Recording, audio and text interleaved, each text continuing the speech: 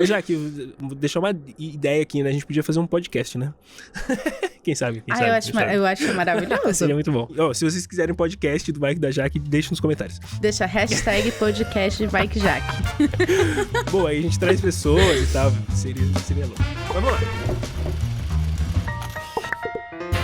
Fala, Dev, que bom te ver aqui em mais um episódio do PR e voltamos. Jaque, você aí, eu aqui, que legal, estamos de volta com o PR, galera. Uma edição super especial aqui com o Maicão e com a Jaque. E aí, Jaque, tudo bem? E aí, Maicão? Tô ótima. E a gente tá de volta aqui nesse quadro pra gente responder as perguntas que vocês deixaram lá nos nossos conteúdos, né? Não faz muito tempo que a gente apareceu por aqui e tem bastante coisa já pra gente responder. Pô, que legal. Ó, a Jaque e eu, a gente tá produzindo conteúdo no Root, que é um quadro especial aqui da Rocket City, onde você precisa formar suas raízes para entender melhor de programação web. Por isso a gente faz esse conteúdo, tanto para as pessoas que estão começando, especialmente para essas pessoas, mas se você precisa reforçar essas raízes, sempre teremos conteúdo ali, estamos sempre atendendo a comunidade. E ó, o legal é que, se você tá precisando tirar dúvidas, aqui no PR, você vai deixar a hashtag PR com a sua dúvida aqui no vídeo, e também pode deixar nos conteúdos do Root, que a Jaque e eu viremos aqui vez ou outra para poder responder para você, né, Jaque? Isso aí, não esqueçam de deixar perguntas lá no Root pra gente. E bom, Maicão, hoje o time de conteúdo separou bastante pergunta, algumas técnicas, outras sobre carreira. Então vamos lá? Vamos começar? Bora. Vou começar puxando aqui a pergunta do Thiago Alves Pereira, que ele mandou lá no Design para Front-End no Root 09. E ele falou assim, ó, muito bom conteúdo. Poderiam falar sobre Flexbox e Grid? Quando é melhor usar um ou outro? Olha, é muito legal, Thiagão, essa sua pergunta. E o seguinte, ó. Quando no começo eu estava estudando somente o Grid, eu escolhia usar tudo com Grid, porque eu só sabia usar o Grid. Quando eu entendi como usa o Flexbox, eu falei, poxa, cabe cada um em um lugar, né? Um não elimina o outro, um complementa o outro. Dá para usar tudo só Grid? Dá. Dá para usar tudo só Flexbox? Dá. Só que assim, um tem poder e outro tem outro poder, um é mais fácil para uma coisa, outro é mais fácil para outra, e assim vai, né? Aqueles famosos trade-offs que a gente fala. Então o grid, geralmente se você precisa fazer um design complexo em termos de posicionamento horizontal e vertical na sua página, as duas coisas acontecendo ao mesmo tempo, exemplo, você vai pegar uma página da internet que tem um cabeçalho, tem um lateral, tem um meio, tem um footer. Olha, isso daqui cabe muito um grid. Você pega só uma caixa, faz ela grid e os elementos ali dentro você transforma em grid e coloca cada uma numa posição. Perfeito, já resolveu. Se você tivesse que fazer isso com Flex, daria. Só que daria um pouquinho mais de trabalho. Talvez você teria que criar outras caixas e tudo mais, ok? Então o grid, ele serve para um primeiro momento, na minha opinião, para algo mais macro, onde eu estou fazendo com muitos elementos. Entretanto, o grid ele tem uma simplicidade também para trabalhar com coisas que eu preciso fazer só no horizontal. Só que o Flex, se eu preciso mexer só no eixo horizontal, né, colocar um elemento ao lado do outro, por exemplo, é muito mais fácil com Flex, é só habilitar o Flex e um já tá do lado do outro, acabou, né? Não preciso ficar fazendo muitas outras configurações, ok? Ambos vão liberar para você funcionalidades, tá? O Grid tem suas funcionalidades, o Flex tem as suas funcionalidades, e aí, se você precisa mexer só no eixo horizontal, por exemplo, o Flexzinho também já resolve, tá? Então a minha sugestão para você é, entenda cada uma das ferramentas, verifique se você está precisando fazer multicolunas e multilinhas, Grid. O nome grid já lembra isso, né? Grade, né? Então já lembra muito isso. Se você precisa fazer só uma linha, ou, né, seja na vertical ou na horizontal, o Flex vai te resolver e fechou. O que você acha, Jaque? Eu achei maravilhoso, não tenho nem o que complementar. Maravilhosa. Maicão é mestre em grid e Flexbox. Não, eu gosto. Eu sou piradão nisso daí, eu gosto pra caramba. Inclusive, estamos colocando cursos novos lá no Discover, na nossa plataforma do Rocket City, cursos gratuitos, nós vamos colocar aí em breve Flexbox e Grid pra vocês, mas você já encontra Grid, aqui no canal da Rocket City, você já encontra um mini curso lá, ali de Grid, tá bom? E de Flexbox teremos lá no Discover em breve. Próxima pergunta, Jaque. Quem que fez aí? A próxima é do João Vs Braz. Ele falou o seguinte: eu quero saber como é feito o sistema de um blog. Aquilo de criar os posts. É feito na mão com JavaScript? É feito através de um WordPress da vida? Sempre tive essa dúvida. Pô, João, bem legal a sua dúvida. Na verdade, tanto faz se for um WordPress ou JavaScript, o segredo dos posts no blog é banco de dados. Então, uma linguagem vai pegar o que você colocar ali, o título, o conteúdo que você colocar ali, aquilo vai ser salvo no banco de dados e depois uma linguagem vai poder listar aquilo no front. Então, pode ser feito até com outras linguagens, não necessariamente só JavaScript e WordPress, ok? A gente chama muito isso daí, João, de CMS, né? Content Management. Vou tentar. Content Management System. Ok? A gente chama isso de CMS. Então, para suas pesquisas, começa a pesquisar sobre CMS. Existe bastante CMS, tá? O WordPress realmente é um dos mais famosos, a Jaque é muito especialista em WordPress. Eu fui em uma época da minha vida também. E assim, ele ajuda muito mais fácil do que você fazer tudo com JavaScript. Mas dá para fazer na mão com JavaScript? Também, sabia? Existem ideias de você usar o Next.js, por exemplo, que ele já cria para você uma ideia de blog, onde você pode fazer com Markdown, e ali você vai fazer tudo textinho, até sairia dessa ideia do banco de dados, ficaria tudo no repositório, dá. Só que assim, tudo depende do que você precisa. Vamos falar que a gente está falando de um blog com 1 milhão de posts. Você fazer tudo ali no Markdown é perigoso, né? Então, se precisar alterar alguma coisa... Bastante perigoso. Né, já que você vai precisar alterar uma coisinha ali, de termos de estrutura, tudo. Como que você vai aplicar para todos? Se os seus dados já estão guardadinhos ali num banco de dados e você deixa a aplicação fazer só a aplicação, perfeito. Mas que dá para fazer, dá. Existe o Gatsby também, que é outra maneira de você fazer tudo via JavaScript também, tá? Só que assim, não é o JavaScript puro, né? Você percebeu que você vai envolver ali tipo um Markdown, você vai envolver alguma coisa a mais ali para você conseguir isso. Mas eu ficaria com a Jaque em termos de um blog, um sistemão de blog mesmo, que tenha autenticação, que tenha muitas coisas. Eu ficaria ou no WordPress da vida, que vai te facilitar muito a vida, tá? Ou eu iria para esses CMS, que a gente chama de headless também, mais um nomezinho para você pesquisar aí, CMS headless, que dá para você linkar ele com o JavaScript, aí você faz todo o seu front-end no JavaScript e cuida aí de ter um CMS headless. E se você quiser tentar fazer na mão, né, criar todo o seu blog na mão, toda a autenticação na mão, aí você pode se aventurar usando Node para back-end, React para front, criar uma API, aí você pode usar a criatividade para muita coisa, né? Mas lembrando que tem ferramentas prontas para te ajudar. Mas se você quer fazer até para conhecer, ganhar experiência, né, aprender coisas novas, tá aí uma dica para você poder usar o Node e o React, por exemplo. A gente fez ali no Root 7 exercícios para explorar o Array From, e aí o Art Lopes perguntou assim, ó: professor, pessoal, tenho estudado para ser front-end já faz um tempo, já estudei bastante coisa, mas sinto que está faltando aquela pitada de conhecimento para fazer interfaces melhores, além de só o código em si.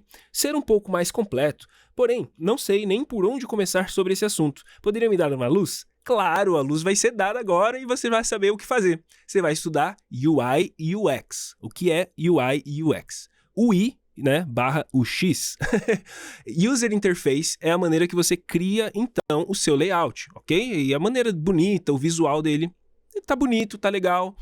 E o X, User Experience, é a experiência do usuário ao usar aquela aplicação. Se ele está tendo uma boa experiência, se ele está conseguindo usar a aplicação certinho, porque às vezes tem design muito bonito que você inventa bastante, mas o usuário não consegue nem usar ele. Então, existe a usabilidade do usuário e existe aquela beleza da interface. Então, para você partir além do código, você precisa estudar essas coisas. E esses conceitos vão entrar bastante em informações sobre cores, fontes, como que você vai estruturar um layout, o que é que faz sentido, até psicologia humana você precisa estudar para você poder aplicar coisas legais aí. Então até vamos aproveitar esse episódio, se tiver alguém aí de UI e UX e quiser comentar aqui coisas a mais que vocês têm, né, no universo do UI e UX, não é minha especialidade, eu simplesmente conheço pessoas e aí a gente vê essas coisas como que funcionam. Então, se você precisa melhorar essa parte do front-end, né, que é a parte visual que você está fazendo, que não é o código, eu iria por essa onda aí. O que você acha, Jaque? Eu também acrescentaria a parte de animações, porque você aprender a fazer animações com JavaScript e com CSS é um puta diferencial,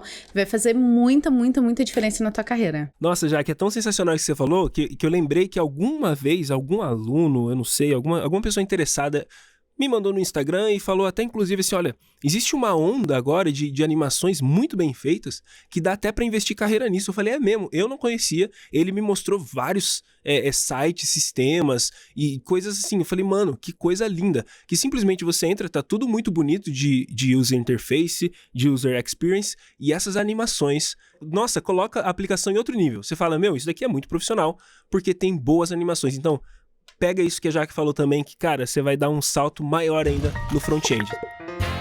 Bom, lá no outro root que a gente gravou, Marcão, o 29, PR. lá em como começar... PR. Tô Boa, confundindo boa. aqui. Como começar na programação em 2021? O Felipe Gustavo Braga deixou uma pergunta pra gente. Fala, Dev. Recentemente foi lançado os Containers Queries do CSS. Poderiam falar um pouco sobre? Se já dá pra sair aplicando em todos os projetos, mesmo não tendo compatibilidade com browsers mais antigos? Acho que essa pergunta aí você vai saber responder melhor, Marcão. Os Containers Queries, eles ainda são uma proposta para a gente poder aplicar. Então, desde que você estude algo do CSS que ainda é uma proposta, por exemplo, existe o Houdini do CSS. Quem ainda não sabe, depois pesquisa Houdini, D-I-N-I. Depois estuda isso daí, você vai ficar pirado, mas só que ainda são propostas, que significa que não estão disponíveis nem nos browsers modernos, tá? Alguns, se você habilitar flags, você consegue acessar, mas não significa que está 100% e todas as pessoas que eu começar a usar agora vão funcionar. Então, os Containers Queries, eles servem para justamente vir ajudando você em relação aos breakpoints que a gente faz ali pelo Media Query e tal. Você tem propriedade CSS, onde isso vai adaptar melhor para você, seja o seu layout, se você estiver numa tela larga, você deixar ele na horizontal, aí você está numa tela pequena, você deixa ele na vertical, ao invés de usar só o Media, ou dá para fazer isso com grid também, com flex e tudo mais, você tem ainda mais essa oportunidade com os Containers Queries, onde a gente separa não por página toda, mas por container, por cada pedaço da aplicação. Essa é a proposta, essa é a ideia, uma boa proposta, uma boa ideia, mas eu não usaria ainda. Sua pergunta é se já dá para usar. Não, eu não usaria ainda, eu esperaria. Definitivamente já está dentro de todo o ecossistema do CSS. Vamos lá, a gente teve algumas perguntas interessantes lá no Discord sobre carreira. Então, a primeira é do Jorge Alegretti, o Ramai. Ele falou assim, eu tenho uma aqui sobre carreira. Quais são geralmente as responsabilidades de um júnior em uma empresa? Essa é uma ótima pergunta, porque quem está começando em programação sempre tem essa dúvida. Qual que vai ser a minha responsabilidade, né? Bom, eu acho que eu posso começar comentando sobre aprender. A sua responsabilidade primária é aprender como tudo aquilo na empresa funciona, como usar as ferramentas que a empresa está utilizando. O júnior, a gente nunca espera que um júnior vai entrar numa empresa sabendo tudo, super expert, conseguindo fazer tudo sozinho, né? Não, a gente não espera isso de um júnior. Então, eu acho que a primeira responsabilidade é aprender e aplicar bastante o que você aprende. Infelizmente, às vezes algumas empresas, elas, não sei se elas se aproveitam, eu não sei se não tem conhecimento completo de como que funciona, porque é complexo esse negócio de júnior, pleno, sênior, realmente é um assunto complexo. Tanto para as empresas quanto para nós, que estamos sempre evoluindo e sempre estudando. Então, às vezes vai ter alguma vaga que está falando, pô, eu quero um júnior, e lá tá pedindo coisas que às vezes é coisa de pleno, sabe? O júnior, ele tá ali para aprender, para evoluir, para somar, para resolver as tarefas, mas ele não tá ali para já dar passos maiores como gerenciar algumas coisas, sabe? Decidir arquitetura. Decidir, exatamente, decisões que são relativas, são importantes para a empresa, não é ainda a funcionalidade do júnior, mas algumas vagas acabam pedindo isso e isso gera um pouco de confusão. Então, na minha opinião, geralmente a responsabilidade de um júnior para uma empresa é entregar tarefas, sabe? É poder fazer tudo certinho, né? O que está sendo pedido para ele. Aí vai depender muito do ecossistema da empresa, se essa pessoa tem um autogerenciamento, mas geralmente alguém está gerenciando por ela e está ali cobrando, geralmente, tá? Então, tem várias dessas coisas. E o júnior está ali, além de somar nisso, também para aprender, para crescer mais. A empresa está investindo nele para que no futuro ele possa galgar novos cargos, onde ele possa, então, criar as tarefas, tomar decisões maiores e coisas bem maiores como gerenciar a equipe e tudo mais. Aí o Ramai ainda tem outra pergunta aqui, né? Os locais que você trabalhou como back-end, as estruturas de pasta, projeto, eram parecidas? Como alguém que não tem ideia de como separar as coisas pode começar? Cara, essa pergunta é muito boa também. Porque assim, olha, incrível. Os locais que eu trabalhei não era nada parecido. Cada um tinha uma escolha. Porque isso depende da arquitetura, depende de várias escolhas da empresa, tá? Para isso. Só que aí, o melhor que você falou é isso aqui, ó. Como alguém que não tem ideia de como separar as coisas pode começar? A minha resposta é simples. Comece. Simplesmente faça tudo na raiz do projeto, não separa nada em pasta, vai fazendo. O que você vai começar a perceber? Uma bagunça, né? Então você tem que sentir essa bagunça. Isso vai te incomodar. Aí você vai falar assim, não, beleza, deixa eu tentar separar aqui em pastas que fazem sentido pra mim, eu quero tirar da minha cabeça, beleza? Você vai começar a bagunçar. Você tá sozinho, você tá brincando à vontade. Aí você vai começar a fazer com um amigo. Aí você vai descobrir outras dificuldades. Como que o que você entende faz sentido para a pessoa ou não? e às vezes não vai fazer sentido para ela. Então você começa a ficar pensando outras estratégias. Para isso, com o decorrer do tempo, isso não é para quem é júnior, por exemplo, para quem está começando.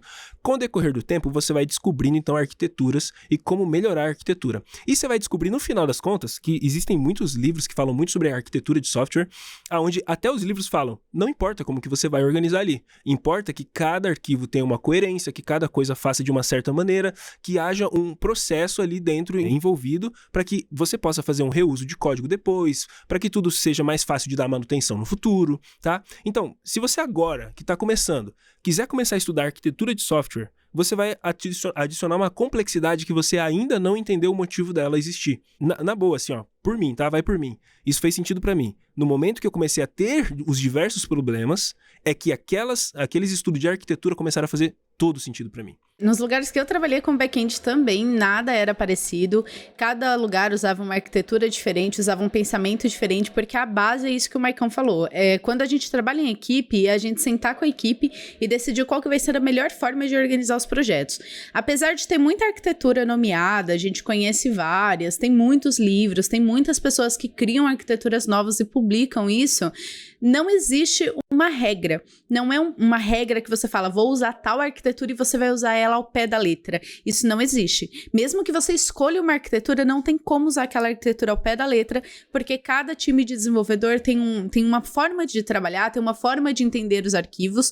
Então, o básico de tudo você tem que entender aonde está cada coisa que você vai dar manutenção depois. Então, se você criou, por exemplo, tudo na raiz, e você criou tudo num arquivo só, por exemplo, começa a separar o que faz sentido. Essas coisas aqui mexem com um perfil, essas coisas aqui mexem com, sei lá, post, se a gente estiver pensando num blog. Começa a separar o que faz sentido. Pensa, uma dica bem legal. Sabe quando você tem aquele monte de foto jogada no HD, e aí você começa a separar aquelas fotos por viagem, ou por lugares ou por pessoas que aparecem nas fotos? Pensa nessa organização no código. O código mexe com o quê? Separa num cantinho, separa num arquivo. Quando você começar a entender a importância de você separar e você sentir a necessidade de você separar, aí você vai começar a estudar arquitetura. Por quê? Só depois desse processo que você vai começar a fazer links. Então você vai pegar uma arquitetura X para estudar e você vai falar, putz, olha só como essa arquitetura organiza. É mais ou menos isso que eu pensei naquele projeto X que eu estava mexendo. Porque você vai começar a perceber que a necessidade que você teve alguém que estudou aquilo ali e montou uma metodologia, que mesmo você aplicando, você não vai usar ela 100% ao pé da letra. Jaque, você falou duas coisas aí, você falou duas coisas que são bem legais, né? A primeira delas que você falou a literatura é uma coisa, estar nos livros, estar no livro é uma coisa, tá? É uma opinião de uma pessoa, uma visão de uma pessoa, a experiência e a vivência dela, mas na vida real, na prática, aquilo serve como um guia. Não como algo escrito na pedra e eu tenho que fazer dessa forma, eu não vou nem sair do lugar se eu não fizer dessa forma. Não é assim que funciona, porque envolve pessoas também da sua realidade, da sua equipe, de tudo que está acontecendo ao redor e vários entendimentos de pessoas. Então, na vida real, as coisas são um pouco diferentes, são adaptáveis. Tanto é que, igual eu falei, existem livros de arquitetura que falam assim, eu não vou nem falar quais são as pastas que você vai criar. Eu vou falar a ideia e você se vira, escreve o nome da pasta que você quiser. E aí linka com o ponto 2 que a Jaque falou, que faz todo sentido. Tudo, no final das contas, é questão de organizar, e essa organização, ela vem com o tempo também. Então, no final das contas, com o passar do tempo, com o seu projeto crescendo bastante, projetos pequenos, às vezes não faz nem sentido fazer muita separação de coisa, mas o projeto crescendo bastante, aquilo começa a gerar tal dificuldade que você começa a organizar. Lógico que aí vai chegar um momento da sua carreira onde você for pleno, sênior, aonde você já começa o projeto aí invertido. Aí você começa realmente já pensando na arquitetura, arrumando toda a casa. Isso vai te demorar mais tempo no começo, mas lá com o passar do tempo, quanto mais o tempo vai passando, melhor é a manutenção desse projeto, tá? A gente tem a pergunta aqui do Chico Wall. Ele falou, como eu posso avaliar o meu nível em relação ao mercado? E acho que a minha resposta, ela é bem curta e ela é bem intuitiva. Faz entrevistas. Não importa se você está procurando um emprego ou se você acha que você não está pronto para aquela vaga, você só vai conseguir saber se o seu nível atual de programação, de soft skills também, que é pedido em entrevistas de emprego, está de acordo com o mercado ou está de acordo com as vagas que você quer assumir, se você for lá e fazer entrevista. Faz sem compromisso, né? Não precisa falar pro recrutador, olha, eu só vim falar contigo, mas eu não quero nada, não precisa fazer isso, né? Mas faz a entrevista, testa. Normalmente, entrevista para programador tem desafios, né? Tem os testes técnicos pra gente poder fazer. E muitas mandam feedback daquilo que você faz. Se não mandam, pede o feedback, porque isso vai te dar uma noção do que as empresas estão querendo e o que você tá entregando. E você vai conseguir ter uma base muito boa ali. O que você acha, Maicon? Poxa, não, achei massa. No primeiro momento eu até me assustei com a pergunta porque eu não tinha uma resposta muito clara. Essa da Jaque já me fez pensar mais coisas. Como, por exemplo, você fazer network com as pessoas, entender cada um desses devs que estão na empresa, o que é que vocês estão fazendo? Como que funciona o trabalho de vocês? Olha que legal vocês poderem ter várias trocas de ideias para ver o que está acontecendo no mercado. Porque, no final das contas, nós temos, claro, um grande mercado, mas existem vários tipos de empresa, vários tipos de coisas que acontecem que às vezes não reflete muito bem a tua realidade ou a realidade daquele amigo, um único amigo que você foi ver ou uma única entrevista que você foi fazer. Se você faz uma penca de entrevistas, 30, 40, 50, você pode chegar numa conclusão. Se você tem um monte de amigos, né, mesmo número aí, 30, 40, 50, ou colegas da área, claro, para você poder entender o que está acontecendo, isso te ajuda bastante. Cada empresa é uma empresa, né? Será que realmente a empresa que você foi, será que ela está refletindo o mercado? Exemplo, eu fiz uma vez um teste de perguntas. Era um teste para ver o seu nível de CSS. E ele estava fazendo perguntas de um CSS, cara, muito antigo. Quando as primeiras vezes que eu estava CSS 2, não sei, quando eu estava começando a estudar CSS, existia aquilo. Antes de existir, por exemplo, Flex, Grid, que são coisas bem mais modernas, que caiu ali nas perguntas, mas caiu coisas muito arcaicas, que não se usa mais, não tem por que usar mais. Aí você para e pensa e fala, poxa, mas é uma empresa moderna, por que estão me fazendo essas perguntas que não faz sentido nenhum? Talvez quer ver se o meu nível de conhecimento vem lá das antigas, talvez, mas aquilo poderia me confundir. Pô, não, eu vou ter que estudar isso aqui, porque faz de conta que eu bombei, não sei isso daqui, eu vou ter que estudar isso aqui. Aí, de repente você vai estudando, você vai querendo aplicar aquilo, você fala, mas existem coisas melhores. Quer dizer, tem que muito perceber isso. Gostei muito do que a Jaque falou, me fez refletir. De primeiro, se fosse pra mim essa pergunta de cara, eu ia falar, não sei. Mas aí eu, pensando nisso, né, Jaque, faz todo sentido, tanto que você falou aí, né? Uma outra ideia que a gente pode dar é de hackathons.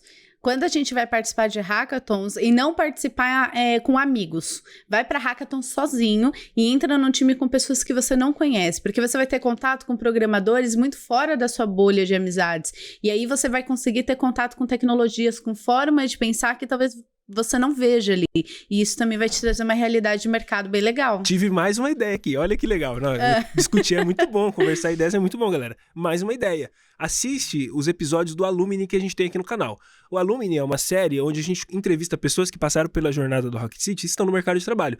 Empresas grandes, empresas internacionais, e sempre ali eles vão falar mais ou menos o que está usando, qual que é a tecnologia que eles estão usando dentro da empresa. E, geralmente eu pergunto isso e quero saber um pouquinho mais da evolução deles e tudo mais. Então, além de você poder, se você tem vergonha de conversar com outras pessoas, ali você vai ter um conteúdo de pessoas diversas, que não são famosas, né? Assim como a gente, né, tá fazendo nossa história, escrevendo aqui as coisas, explicando para vocês, ensinando. Essas pessoas estão fazendo história ali, seja, sei lá, Mercado Livre já entrevistamos, Pay já entrevistamos, Nubank, enfim, já entrevistamos muitas pessoas ali e nessa conversa, nesse bate-papo, você pode tirar muito aprendizado ali também pra tua vida, tá bom? Aqui tem uma muito pergunta bom. do Aming. Já quer falar mais alguma coisa dessa? Porque a gente... Não, Tá, senão boa, a né? gente vai ficar aqui. Mas é verdade. Ô, Jaque, deixar uma ideia aqui, né? A gente podia fazer um podcast, né?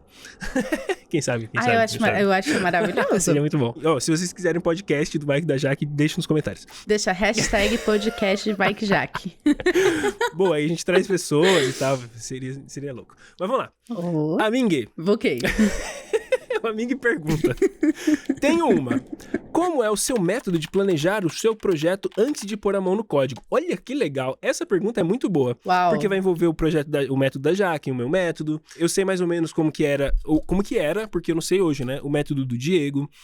Então, eu lembro que o Diego, ele pega e começa a codar. Como que o Maicon faz? Geralmente, eu gosto de meio que escrever. Ó, vamos pegar vários cenários, tá? Vamos pegar vários cenários. Pegar um cenário onde eu fui falar com o cliente e eu preciso entender o que o cliente quer para eu fazer o projeto. Então, primeiro, eu escrevo tudo que o cliente quer. Eu tento separar certinho quais são as coisas que eu preciso fazer ali. Isso daqui tem mais cara de aplicação, isso daqui tem mais cara de guardar esses dados, banco de dados e tal. Eu faço essa pequena organização e já vou codar. Então, a minha organização prévia seria mais no papel, mapa mental, sei lá, Notion da vida. Esse é um cenário, tá? Outro cenário, quando estamos fazendo uma NLW, uma maratona, então, a gente faz ali um wireframe, tá? Quem não sabe o que é wireframe, é uma ideia de você fazer todo o rabisco, tá? Pensa assim, o rabisco do seu projeto. O rabisco é o que a gente imagina da interface, né? Isso que seria o wireframe. Pensa um quadradinho aqui eu penso que vai vir uma foto, aqui eu penso que vai vir um botão, aqui eu penso que vai ser um campo onde eu vou colocar um código, sei lá, qualquer coisa, dependendo da aplicação.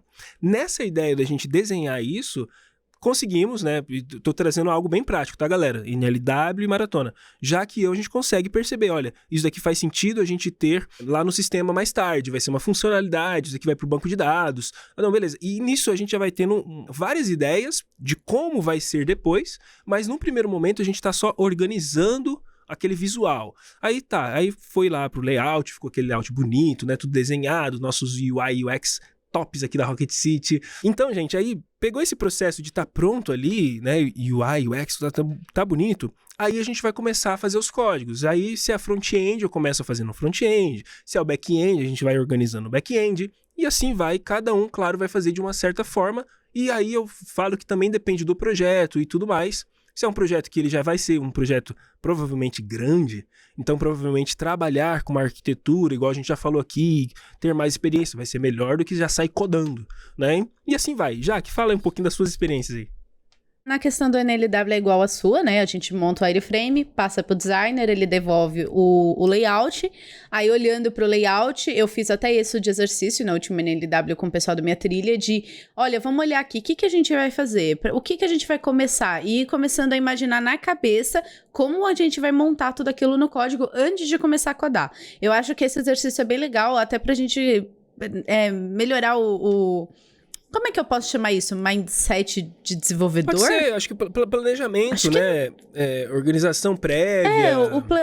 Mentalidade, eu acho que é a mentalidade do dev, né? Porque essa mentalidade, é isso aí que você falou. São coisas que, assim, no começo parece que tá tudo muito turvo. Então, cara, escrever é muito bom. Bota no papel, tira da sua cabeça. Na cabeça, as coisas começam a ficar realmente é muita ideia. Então, joga no papel, tira um pouco dali. E não se apegar só no, o que eu vou usar de código, isso. Mas se apega também a olhar com outras visões. Como um designer faria isso aqui? Como a pessoa que está mexendo no site gostaria de interagir com esse conteúdo? Não é porque a gente é dev que a gente só tem que pensar em código, né? Mas a minha forma, antigamente, né, quando eu ainda pegava projetos de cliente, eu fazia algo muito parecido com o Maicão, escrevia tudo num papel, o que o cliente quer. Eu tentava também extrair o que ele esperava quando ele estivesse mexendo no projeto. Então, quando ele passar o mouse, quando ele clicar, para onde ele quer ir, para onde ele quer deixar de ir.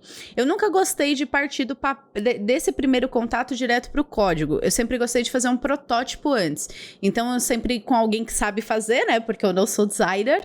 Então, uma pessoa que sabe fazer, montar o layout e tem os protótipos navegáveis, como o Figma, por exemplo, tem.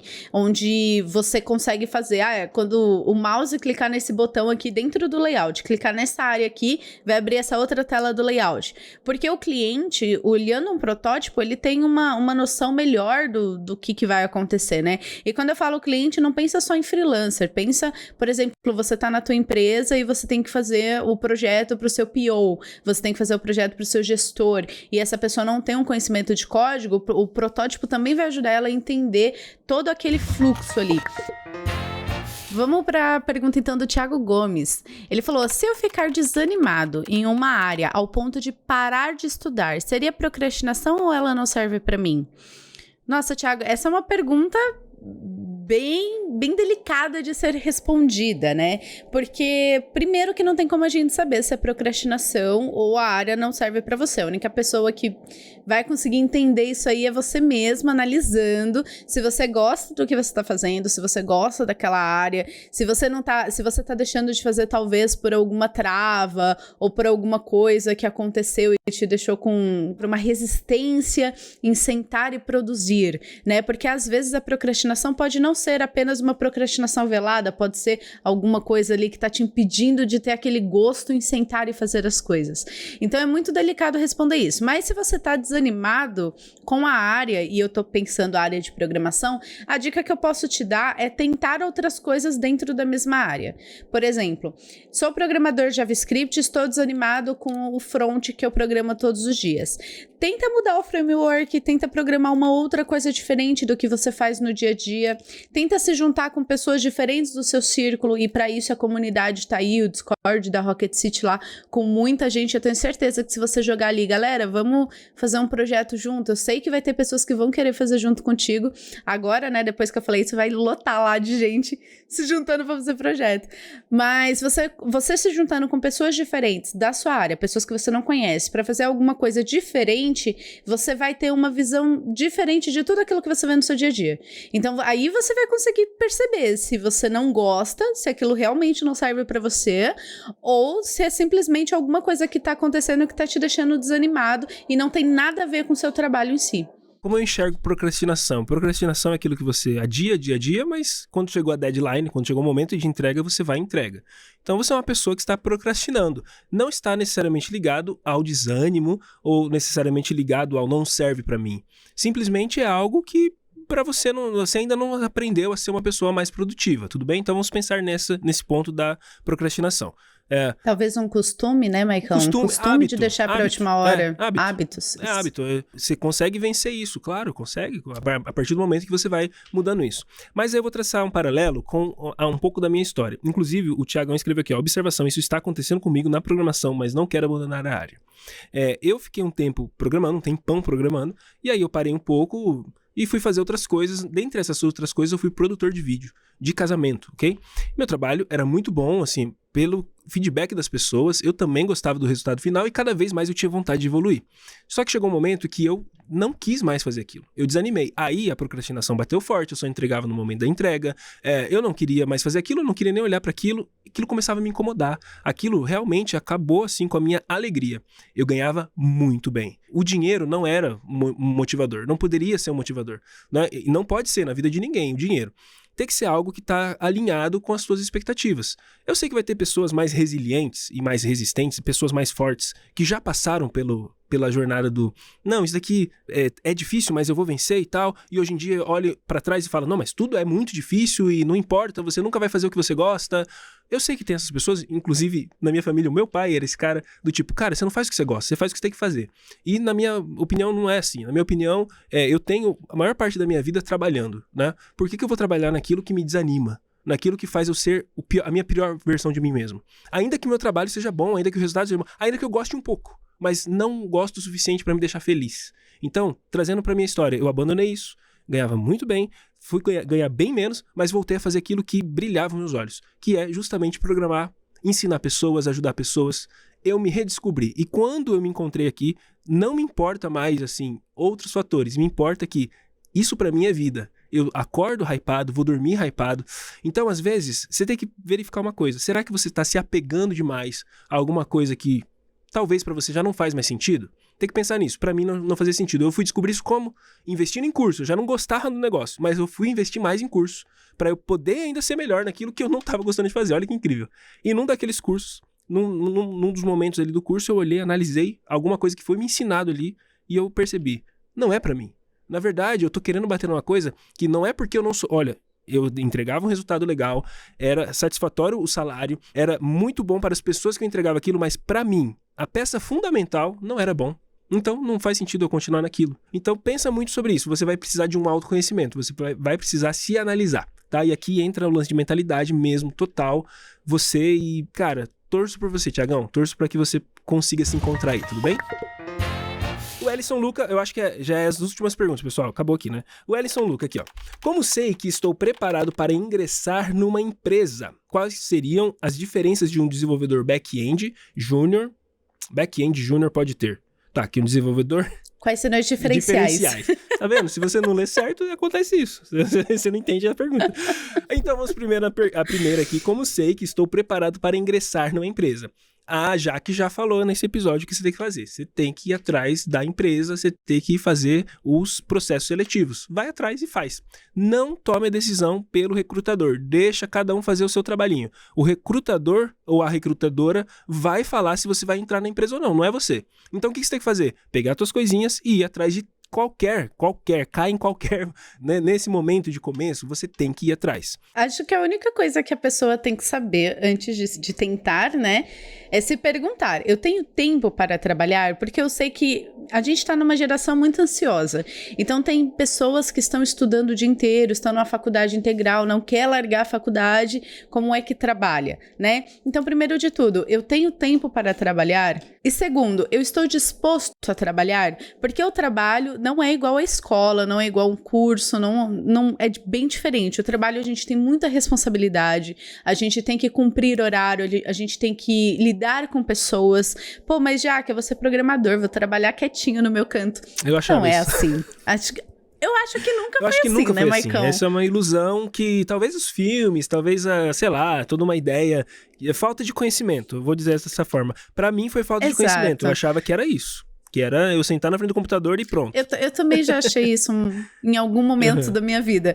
Mas, gente, não é assim. A gente tem que lidar com pessoas, com prazos, com exigências, com pressão. Às vezes você vai trabalhar num lugar que não tem tanta pressão, que é mais tranquilo. Só que sempre que chega perto de uma entrega, de um lançamento, de alguma coisa muito importante para a empresa, rola uma pressão, né? E é uma pressão que você também tem que estar ali disposto. Tudo bem você não ter experiência de ter passado por momentos assim. Isso não tem problema nenhum. Mas você tem que saber que a partir do momento que você for contratado por uma empresa, você vai ter responsabilidades. Então, você está pronto para arcar com essas responsabilidades? Então, beleza. Porque o conhecimento você vai adquirir. Mas você se sentir preparado para ir para a empresa e falar, não, agora é o meu momento, eu vou fazer acontecer, aí é outra história. Aí é você com você e não tem estudo que vai te preparar para isso. Fazer o que se gosta não significa que vai ser fácil. Não significa que tudo, não, vai ser florzinhas e tô sempre bem, sempre disposto. Não existe isso, gente. Nós somos seres humanos, tem altos e baixos. No nosso trabalho, não importa o quanto a gente goste, tem desafios e desafios que às vezes te amedrontam, te fazem pensar assim, será que eu sou pra essa área?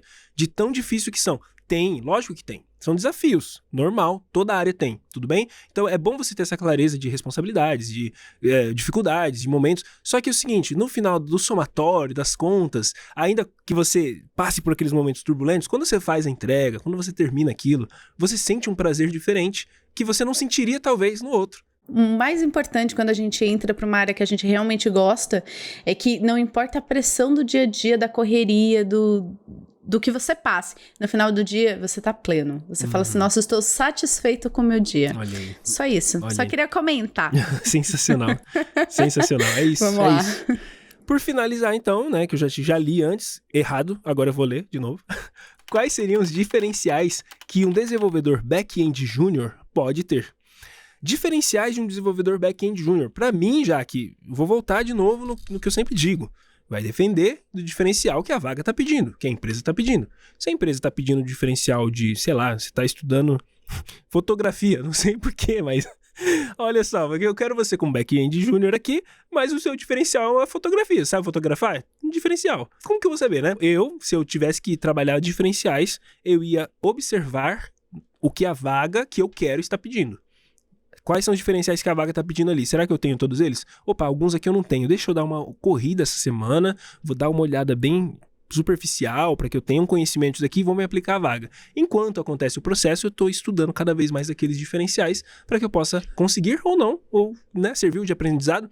Nunca há uma perda, eu sempre falo, nunca é perda de tempo você ir atrás e tentar, porque você está aprendendo nesse processo e aprendizado, vale mais do que qualquer coisa. Então, o que é um diferencial para um back-end? A gente tem o básico que a literatura de tecnologia fala pra gente, né?